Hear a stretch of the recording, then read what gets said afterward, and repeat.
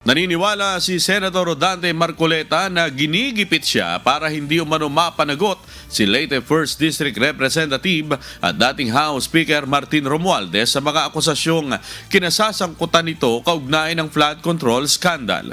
Ayon kay Senator Marcoleta, tila nagiging selective ang pagkakaso dahil sa kawalan umano ng pag-uusig sa mga tunay na may sala sa nangyaring malawakang korupsyon sa mga proyekto ng pamahalaan.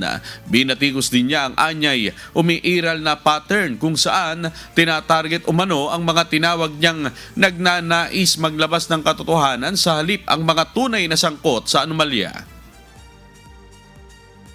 So makikita po ninyo, wala na po tayong kakampi. Ang kasalanan ko lamang po yung paglingkuran kayo, kung kasalanan pong matatawag yan.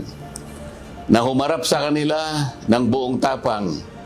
Para sa ganon ay malaman ninyo ang totoo.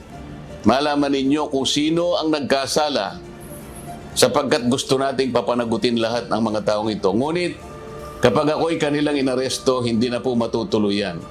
Akala po nila ay maililibing ito sa limot. Ayon pa sa senador, inaasahan na niya ang pag-aanunsyo ni Ombudsman Crispin Remulla na maglalabas na sila ng resolusyon para sa kasong plunder laban sa kanya at posibleng maisampa na ang reklamo sa mga susunod na araw. Gaya po ng nauna ko nang ipinahayag sa inyo. Alam kong gagawin nila ito. Alam kong aarestuhin nila ako. Alam kong ikukulong nila ako. Ang isa pa pong inaasahan nila ay hindi na po ako makakasali doon sa impeachment proceedings na nakatakda pong magsimula sa susunod na linggo. Sa mga tweet, 2 ibon sa isang putok, mga kababayan. So talagang maliwanag na planado po ito, mga kababayan.